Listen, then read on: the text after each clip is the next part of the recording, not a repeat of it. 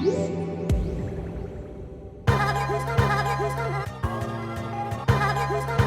everyone, Motorola has just announced its Moto G7 series for 2019, and it starts with the Moto G7, goes down to the Moto G7 Power, a new entry in the series, as well as the Moto G7 Play.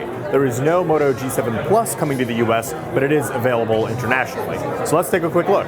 Starting with the Moto G7, this is the flagship of the three.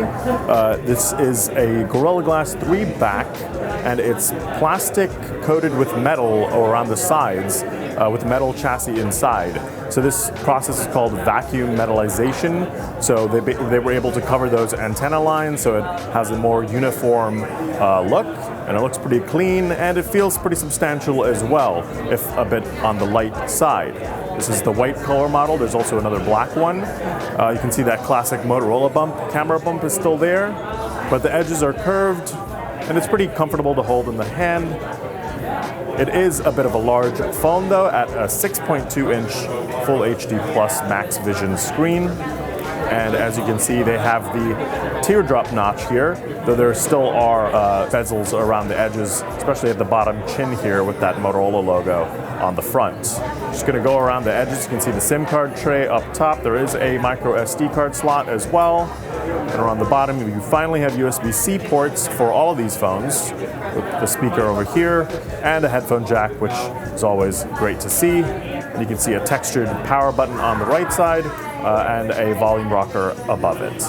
All these phones are powered by the Snapdragon 632 processor, but there are other variations in the phones that make them all unique in terms of specs. This one, the Moto G7, has 4 gigs of RAM and 64 gigs of internal storage, and Motorola says this is 50% faster than the previous Moto G7. It has a fingerprint sensor on the back, and that's where that little dimple is. And it has a 3000 milliamp hour battery, and Motorola said it will get upgraded to Android Q, and it won't likely get another update after that. The software interface is pretty clean. It's very close to stock Android. It's launching with Android Pie, and really the only changes are in the Motorola app, where you get these smart Moto actions like chopping twice to launch the flashlight or twisting the phone twice to open the camera app.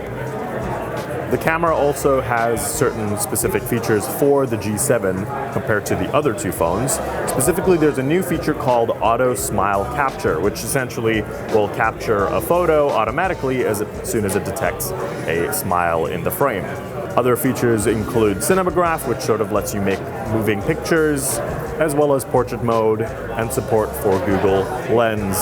And Google Photos is the default photo app installed. The camera on the Moto G7 is a 12 megapixel dual camera with an f1.8 aperture.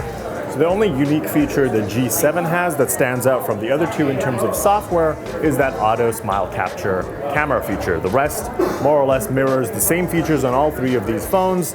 None of them also have NFC, which is a little disappointing at this price range. So speaking of price, the Moto G7 is going to cost $299. The Moto G7 Power is going to cost $249, and the Moto G7 Play is going to cost $199, so $200. So that's the pricing structure for all three of these phones. Again, there is a Moto G7 Plus, it's just not coming to the US, and all these phones are going to be available this spring.